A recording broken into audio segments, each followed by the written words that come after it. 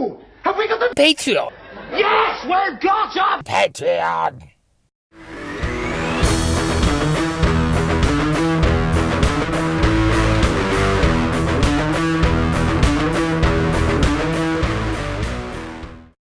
Hello interwebs, it's Scott from Admiralty Entertainment, and I have just come from the midnight screening here in Auckland, New Zealand of Star Wars Episode 9, The Rise of Skywalker. I'm in the car park literally moments ago in the theatre itself. I just want to give you some of my thoughts on it. At this stage, I'm sure there's going to be, millions of different reviews of this movie over the next, little while and into the future. But these are some of my thoughts I want to share with you, my friends on the internet. Without going into spoilers, the movie itself is perfectly fine. There's nothing, I think, objectionable about it. Certainly, I don't think it's going to be anywhere near as divisive as The Last Jedi was. I think, for myself, I find it better than The Force Awakens in that they didn't recycle so much of, those core Star Wars concepts that they did in Force Awakens, which really came off as too much of that remake of Episode 4. Whereas this one, partially because of the situation that they found themselves in after The Last Jedi, they really had no choice but to do something fairly different. They were sort of painted into a corner, and I think the way that they've got themselves out of that corner is both creative and non-creative. I think that if you enjoy The Force Awakens specifically, you'll enjoy this one. If you're a fan of the Star Wars Saga overall, I think you'll find it's fine.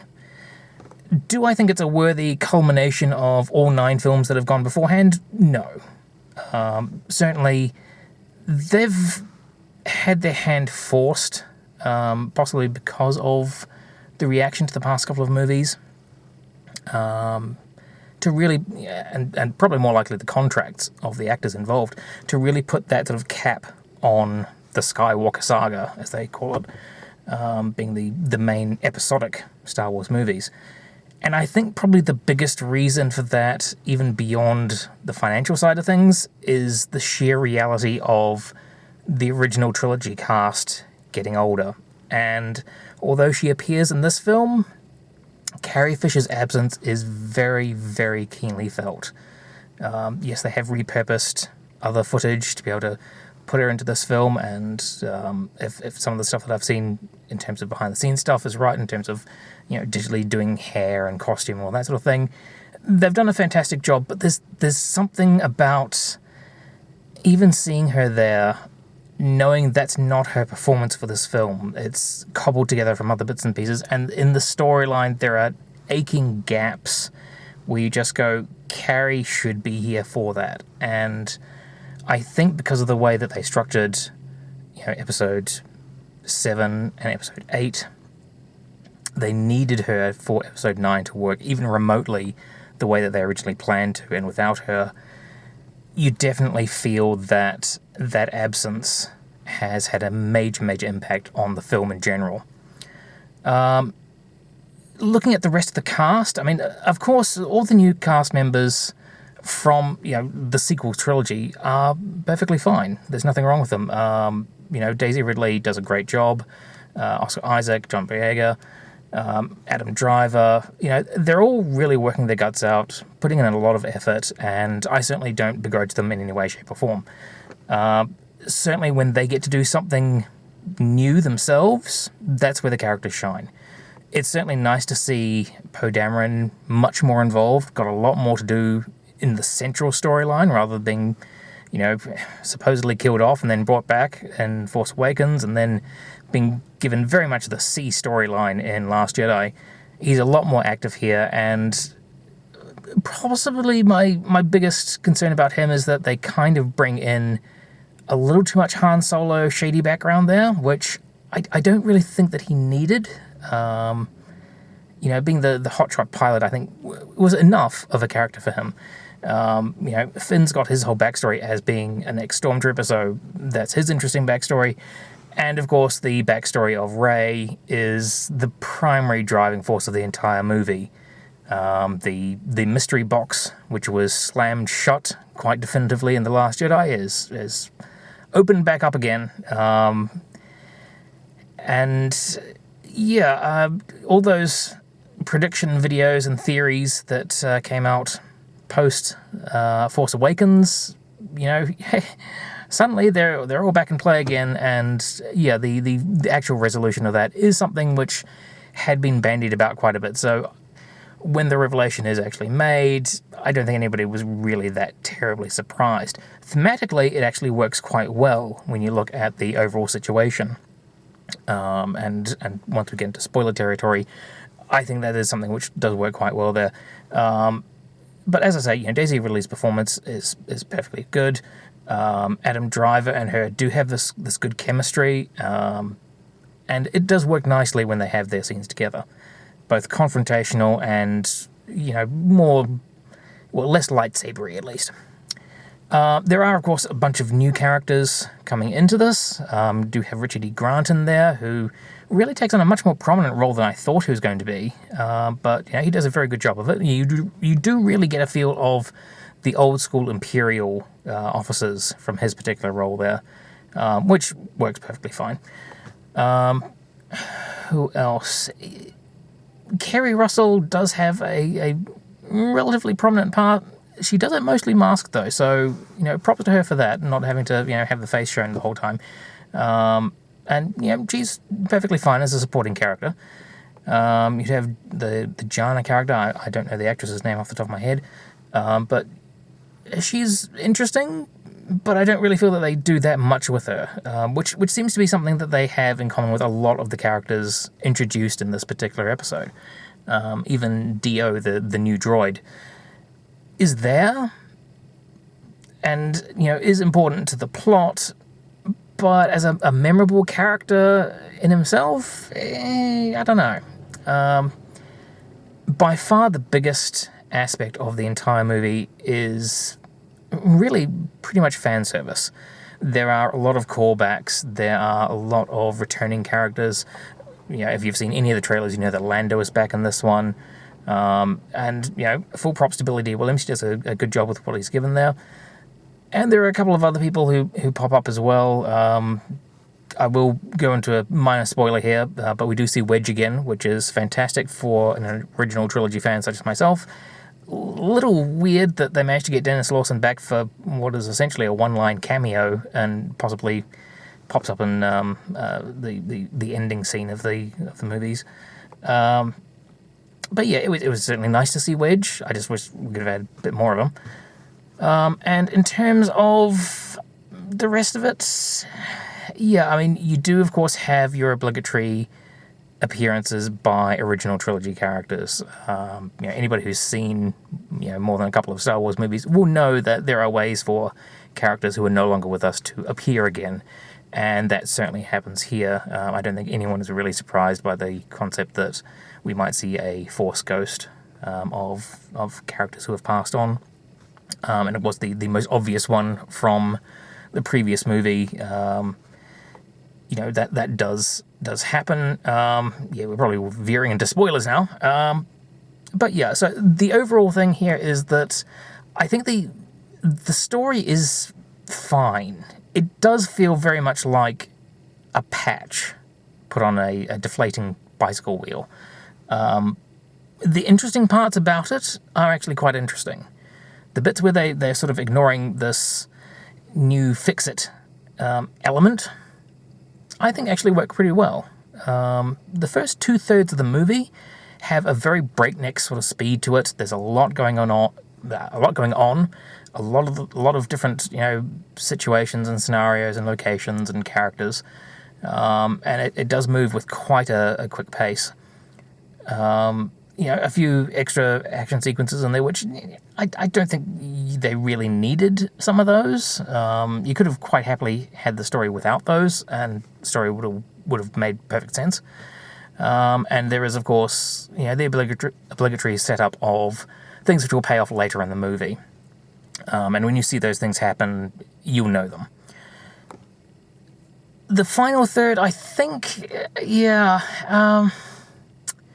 I I know there's been a lot of rumours of the movie being under a lot of reworking towards the end of the production cycle.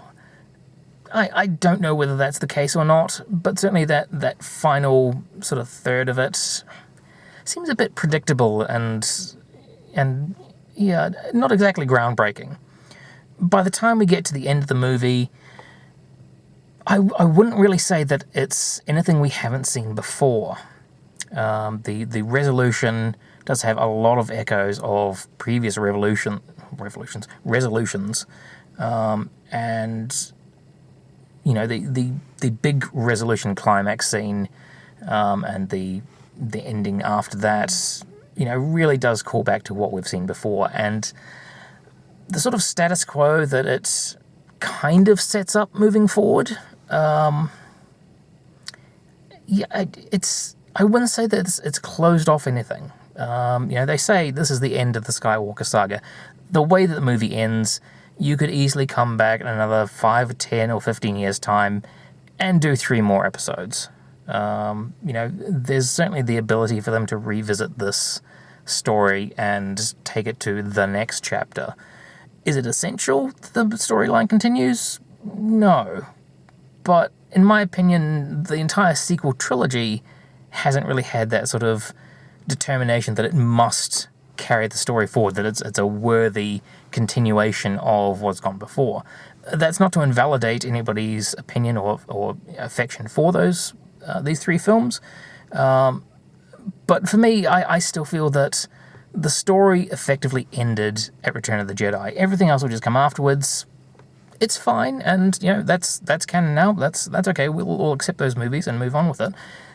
But I don't think there was necessarily a story that needed to be told in terms of what we were given.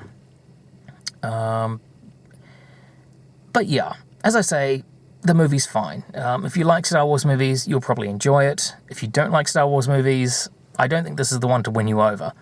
But there's certainly nothing wrong with it.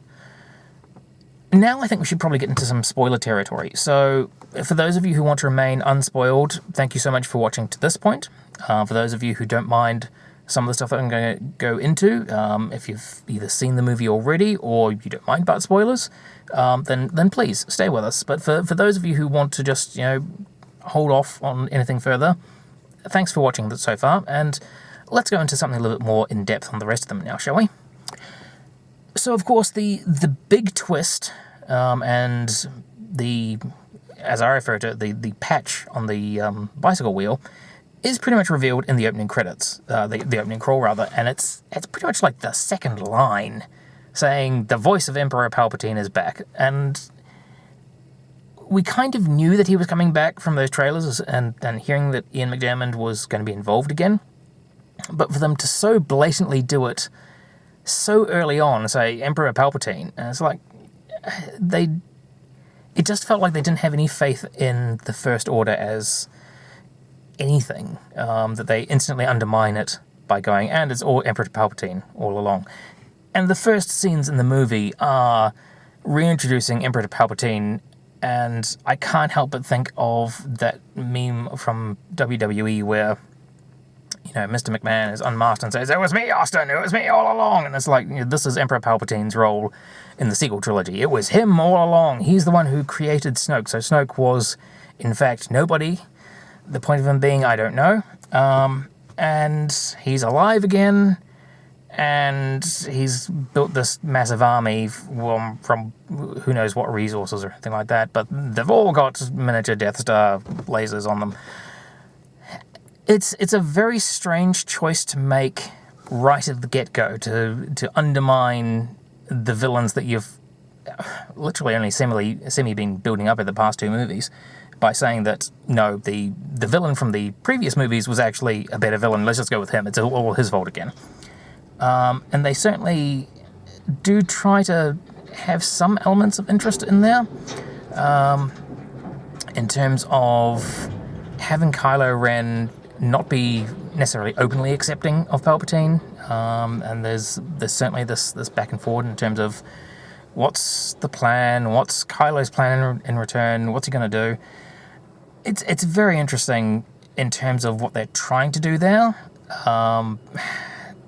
it just really seems like it's undercutting everything, introducing him directly, introducing Palpatine, that is, directly so early in the film. Especially after we'd gone to such lengths in The Last Jedi to establish Kylo Ren is now the man. He's in charge of everyone. He's the big bad guy, and he's going to do whatever he's going to do. And to now relegate him back to that Vader-type position of being number 2 again. And he seems to do so quite easily, but he does have that undercurrent of, I'm doing my own thing. I don't trust this guy. I want to get rid of him, all that lot. And the Reylo relationship is very, very strong there. It's interesting. If people didn't like some of the expansion of Force powers in the previous movie, they're probably not going to like the expansion of Force powers that they have in this one.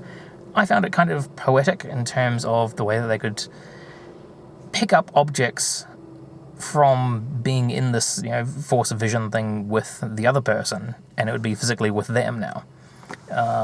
So that comes into play a couple of times within the movie.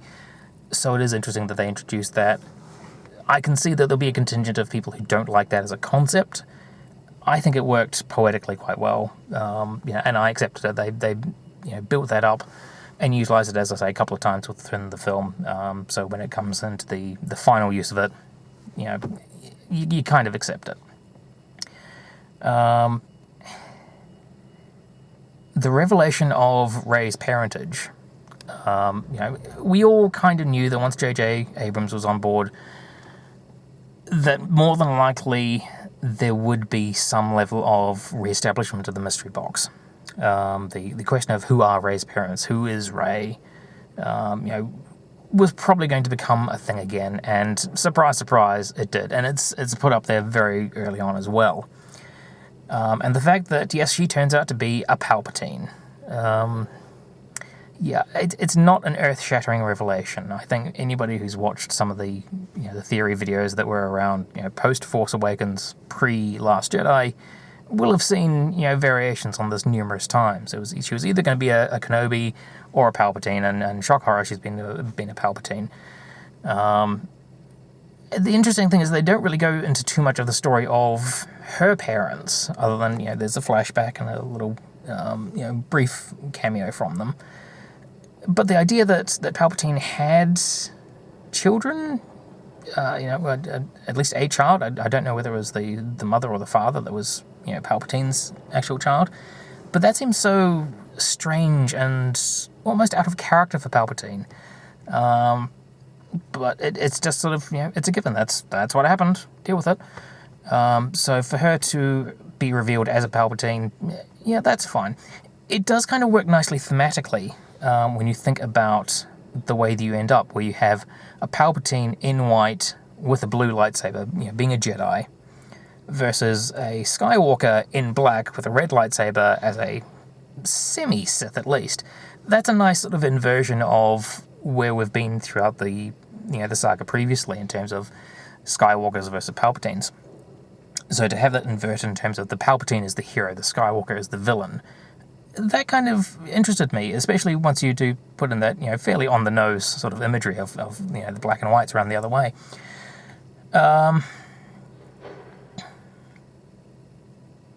That being said, the ultimate resolution, kind of in terms of the Skywalker versus Palpatine sort of thing, I know a lot of people who are fans of The Last Jedi were all going, oh look, now anybody can be the hero of the story. You don't have to be of this great lineage. You don't have to be a Skywalker. And now that's completely flushed. So people who are fans of that aspect of The Last Jedi probably won't be happy with this. It's fine. It's a twist, which I don't really think is all that fantastic. But clearly they decided they needed that as a linchpin for bringing back Emperor Palpatine. And to have that as it's very much similar to the Dark Empire idea of he needs a new body to go into. Only in this version, it's sort of like he's been semi-revived at least, and if Rey kills him, then he and the power of all the previous Siths will then go into her, and she'll be Dark Empress of the Sith or whatever. He's clearly didn't really have any plans for Kylo Ren at all in the first place, which is fine. So yeah, that does very much mimic the Dark Empire comic books, which had the story of, a cloned Palpatine wanting to take over Luke's body to be able to, live again properly and move forward in power there. So there's certainly that sort of echo, which is there's worse source material to go from, but yeah, I didn't think it was. Yeah, I certainly didn't think that it was groundbreaking.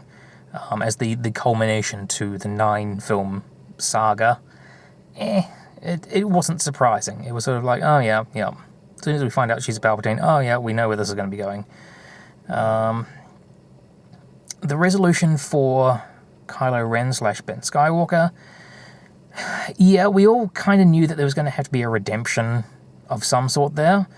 I was glad that his redemption in saving Rey, very much set up by Rey using her Force powers to heal a creature earlier on, and then she uses that same power to heal him, and then he then uses that power to heal her later on after the final confrontation, but does so at the cost of his own life. So I knew that for there to be a resolution, he would have to die. We saw that with Vader in Return of the Jedi. Yes, you can say that Vader redeemed himself, but his crimes were still such that he needed to die. From a story perspective, you couldn't accept Darth Vader, walking around going, "Hey, everybody, I used to be a maniacal dictator, and I killed a lot of people, but I killed the Emperor, so I'm okay now." And would really done the same sort of thing with Kylo Ren. I couldn't have seen any way that you could legitimately turn him back to being a good guy and have him live, because he's still the guy that killed Han Solo. He's still the guy that's been in charge of the First Order, killing lots of people and all that sort of thing. So although not being beyond redemption, he still had to pay the price for it. So from a story perspective, I completely understand that. It is kind of interesting to see how Adam Driver's performance changes once Kylo Ren's basically died and been reborn, in that redemptive moment, which does come at the same time that Leia dies. And that is done quite tastefully, I think. For all the lack of Carrie Fisher in this movie, which is very keenly felt, you can clearly feel that had she been around to even do this version of the story, it would have been richer. There would have been more genuine emotion rather than feeling that these are stitched together bits which just happen to work kind of okay. Yes, they've worked very hard and done very well with what the footage that they've got to be able to put her performance through. But whether that's just something in my head because I know that she's passed on and that's not her performance as she would want it to be for that particular role, I don't know. That's something which I'm sure will be debated for years to come in terms of how that particular version of the character and storyline actually works. But in terms of utilizing what they had, yes, it comes to an acceptable resolution. It's still very sad, and we do, because Leia dies in it, we've now lost the core of the original trilogy, which, from a storyline perspective, is very sad. But you do very keenly feel it as an audience member. We do have Mark Hamill back as a Force ghost for Luke Skywalker. Pretty much everybody expected that would happen. And it's interesting that they didn't bust him out for the giant confrontation with Palpatine at the end. He shows up on Acto. We see him, kind of in the distance at the very end of the film. But overall, his usage is very minimal. Not unlike the Ghost of Obi-Wan. So you can certainly appreciate that. And his performance is, of course, excellent. But it does very much feel like, you have these callbacks to the original trilogy. We do actually have a cameo from Harrison Ford. I didn't even see his name in the credits, so he's possibly gone uncredited for this one, which is very surprising. But yeah, it's interesting, but it really is keenly felt with Carrie Fisher's absence. In terms of the other cast members, Lupita Nyong'o does come back as Maz Kanata. She's just sort of there in a couple of scenes. She does get to have the ultimate fan service moment of finally giving Chewie his medal for the Battle of Yavin at the very end, which is nice. Chewie kind of has this weird story moment where they kind of do the switched baskets from Raiders of the Lost Ark, where they think that he's dead, but he's not, and then they go rescue him. I'm not entirely certain exactly why we have that there, other than to just have a quick preview of Rey's Force Lightning, which goes, oh, she could be a Palpatine. And it's like, yeah, we've already pretty much figured out that she's probably a Palpatine. So that was kind of a weird thing. I almost wish that they'd actually had the guts to go ahead and kill Chewie off. But I kind of felt that they wouldn't. Because we have lost Peter Mayhew, we have lost Carrie Fisher. It almost felt like they were scared to actually kill off any other characters. Killing off Leia was kind of a necessity that you felt like the filmmakers needed to acknowledge that somehow. But yeah, it's like they then veered away from actually killing off Chewie. When it happened, when the transport that he's on blows up, it's kind of like, it did feel like, oh, did they really do that? Did they let Chewie go down without a fight? It's like Vector Prime all over again. But no, it's interesting. So many of the characters don't get a full story arc or anything terribly much beyond, Rey. I mean, she's the main character, so of course you're going to get that focus. Poe and Finn do get a lot more coverage in this film than previous films, and I think probably, I don't know that they really get a story arc. They still pretty much end up in the same place that they were when they started. They're both elevated within the Resistance, now being generals, which is fine.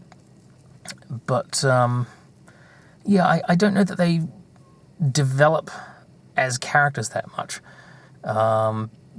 Poe has this old girlfriend in the form of Ziri Bliss, played by the former Felicity Kerry Russell, and there's a good chemistry between them, but it does kind of undercut it that all that hinted at Finn Poe bromance, if not romance, sort of thing. But yeah, it's fine. The effects work, of course, naturally is outstanding. You can't complain about any of the effects work. Some of the new characters, the little creature which does the reprogramming / memory wipe for 3PO, I wasn't such a big fan of that particular one, but only minorly in it. 3PO, of course, has quite a bit to do in this film, and again they kind of shy away from making big permanent changes to him. They go through this bit where they wipe his memory, and you think, oh well, that's it. And they've had the emotional moment of I'm taking one last look at my friends, but then later on they just give him his memory back, and it feels like if this is supposed to be the final Skywalker Saga episode, there would be more consequences to it. The overall plan is just there's this whole big fleet of Star Destroyers which have got weapons which can blow up planets. And Palpatine's been making them, and he's giving them to the First Order and using them to take over the First Order and reestablish the Empire or something like that. And so the Resistance attack once they've found out where it is that they need to go to. And then the rest of the galaxy turns up and they take them out. As Palpatine tries to take over Rey's body, but is confronted by Rey and now Ben Solo. And in the end, Palpatine dies, and Rey is inhabited by all the previous Jedi, and you get voiceover cameos from a lot of previous Jedi actors there. I honestly really thought for that they would have had actual physical, well, not physical, but visual representation, so you could actually know who they were. You could hear Liam Neeson's voice and Ewan McGregor, and so you had all those guys in there, and Frank Oz as Yoda. But you really kind of felt like if this is the last one of the story, this is supposed to be the culmination of everything, that they would have had more than just here's Rey with 2 lightsabers, so now she can take out the Emperor. Having the Emperor as the bad guy, I don't think it's the best move. It's acceptable to turn the story and close it off because, hey, it was Palpatine all along, because it was Palpatine all along in the rest of the first 6 movies. But yeah, I go back to my feelings on The Force Awakens on that one in terms of the new stuff was the most interesting stuff. The repeats of previous movies, bring back Palpatine, that was less interesting for me. But yeah, I mean, in terms of its position in the overall canon, if I had to rank them, I'm going to rank it slightly above The Force Awakens in terms of the sequel trilogy, just because I think there is more in there which is original and interesting. As I say, the first 2/3 of the movie does feel a bit more interesting because they are very much on the run from planet to planet and jumping here and doing all that sort of stuff. And that actually kind of felt interesting. It felt different. But then you get into the big battle at the end, and the big space battle feels a lot like the space battle from Force Awakens. The scope is allegedly a lot bigger because you've got more ships and all that sort of thing. But it still feels sort of fake and lacking in consequence. We know that there is consequence there, but in terms of the storytelling of that battle, I didn't feel it. The ground side of it, yeah, I mean, Finn's on these horseback sort of things. Again, it didn't feel necessary. It felt like we've got to give Finn something different to do so that we can have that sort of 3-way battle that we had from the end of Jedi. One on the ground, one in space, and one with lightsabers. And the Finn ground battle stuff felt the weakest. It felt like it didn't go terribly anywhere and didn't have that much coverage of it. So yeah, that one, you get to that last bit and it's less interesting.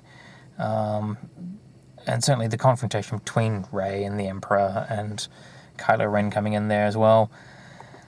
Yeah, we very much could see where it was going. And I don't think anybody was really particularly surprised with any of it. The very end of the movie, where we do bring things around full circle to beginning of episode 4, where Rey is now on the Lars homestead and has taken the name Skywalker. It's definitely a setup for potential future episodes. Clearly not in the near future, but it's that sort of thing where you could easily see in 5 to 10 to 15 years' time. They get Daisy Ridley out and get a new cast and go, right, let's do episodes 10, 11, and 12. The status quo, the galaxy after that. The Sith are supposedly destroyed again. The Jedi haven't returned, but she has Jedi powers. She's buried, Luke and Leia's lightsabers, on the moisture farm there. But there's certainly potential there for future stories. The First Order is presumably gone. It really feels like the end of Jedi all over again. We have these scenes of the galaxy being saved, and you see, Bespin and Endor and all that sort of thing, and Jakku, where we see First Order ships, or Final Order ships, for that matter. Can't really tell the difference between them in those particular shots, being destroyed. So it's very much that ending sequence of Special Edition Jedi all over again. And you just kind of feel like we've been here before. We've seen this. as a status quo moving forward from the end of Episode 9, you could pretty much tell the same stories that you could tell after Jedi, in terms of there's bound to still be a few First Order ships around, the same as the Imperial Remnant that, has been established. They used to have the rump of the expanded universe. So yeah, I in terms of a storytelling universe post-Episode 9, I don't really see that it's going to be all that different from where we were post-Episode 6. So that kind of sums up my feeling for a lot of the sequel trilogy. We went through a lot of stuff, but have things really changed? I don't think so. So yeah, I mean, it was a fun enough ride. I don't think that's definitive. I really think that the original trilogy is the definitive Star Wars. The prequel trilogy fills in those gaps that you always wondered about, because you saw, the Episode 4, labeling on, A New Hope after it became Episode 4, of course. And for all the faults of the prequels, they did fill in the gaps, not necessarily the way that people wanted them to be filled in, but, they did the story. And you felt completed. Once Return of the Jedi had come out, and that was the last Star Wars movie, okay, the story's been told, okay, we got it. Then they go back and fill in the prequels. And now the story has been completed. Okay, we can understand that. And there's no more Star Wars movies. Okay, that's fine. We've done, the entire story, and it's now this overarching story of Darth Vader's fall and then rise again. When it comes to the sequel trilogy, I don't know what you can say the point of that was. Beyond just, we need to sell more merchandise, we need to sell more tickets. From a creative standpoint, I don't really see what's been gained from it, other than here's some new characters that can be utilised in theme park rides and action figures. I can't say that the sequel trilogy has been a worthy addition. All the controversy over The Last Jedi, look, I wasn't a fan of The Last Jedi, more for storytelling and creativity reasons. I have no problem with Daisy Ridley or Kelly Millery or John Boyega or any of them, so don't waste my time with that sort of nonsense.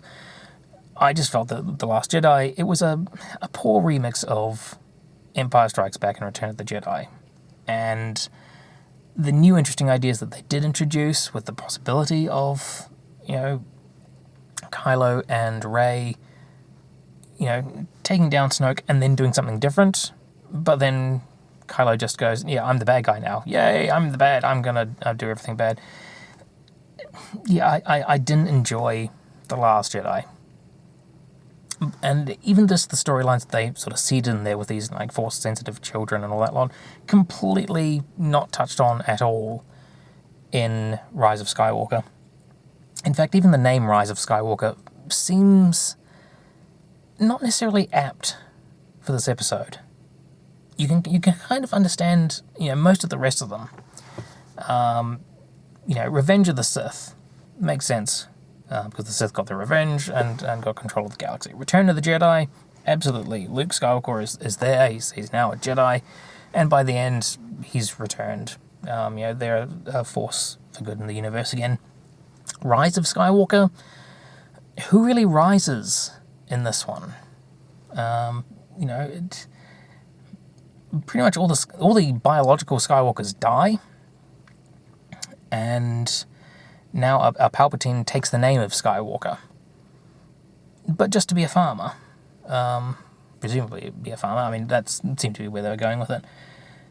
But a rise of it, I